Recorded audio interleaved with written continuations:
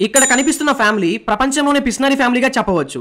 వీరి చేష్టాలకి మన కోటా శ్రీనివాసరావు గారు కూడా మీ దుంపలు మీరెక్కడ తయారయ్యారా బాబు అని అంటారేమో. ఒకే ఒక్క ప్లేట్ ఇన్స్టాంట్ నూడిల్స్ తింటారు. అమ్మ ఒక చెంచా నూడిల్స్ తింటుంది.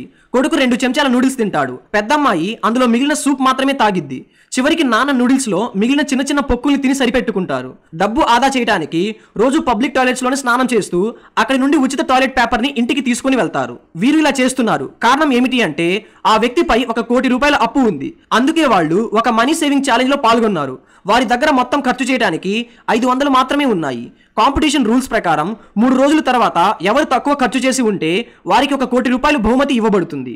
షో నిర్వాహకులు మిమ్మల్ని గమనిస్తూనే ఉంటారు. మొదటి రోజు టైంపాస్ చేయడానికి అందరూ నిద్రపోవడమే మంచిదనుకున్నారు. కానీ అర్ధరాత్రి అయ్యేసరికి భరించలేని ఆకలి, ఒంటి నిండా వాసన రావడంతో స్నానం చేయడానికి బలవంతంగా ₹20 ఖర్చు చేస్తారు.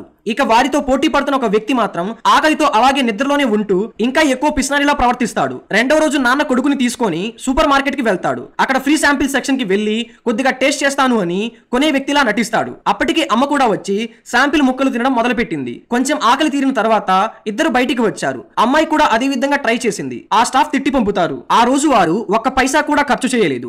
అయినా కూడా పోటీలో వెనకబడిపోయారు. ఎందుకంటే వారి ప్రత్యర్థి శరీరం కదల్చకుండా పడుకుంటూనే ఉన్నాడు. ₹1 కూడా అతను ఖర్చు పెట్టలేదు. మూడవ రోజు వారు ఒక రెస్టారెంట్ దగ్గర చికెన్ రైస్ కేవలం ₹1 అని ఆఫర్ చూశారు. వెంటనే 4 ప్లేట్లు ఆర్డర్ చేశారు. కానీ ఒక టేబుల్ కి 1 ప్లేట్ మాత్రమే అన్న రూల్ ఉండడంతో అందరూ విడివిడిగా వేరే టేబుల్స్ లో కూర్చున్నారు. ప్లేట్ ఓపెన్ చేయగానే అందులో మొత్తం మిరపకాయలు కనిపించాయి. చికెన్ ముక్క కూడా ఉంది. కానీ ఇది కేవలం చిన్న ముక్క మాత్రమే. కానీ ఆకలితో చచ్చిపోవడంతో తినక తప్పలేదు. కొంతసేపటికి మిర్చి తింటూ ఆ ఘాటుకు వారి శరీరం అంతా మంట అనిపించింది.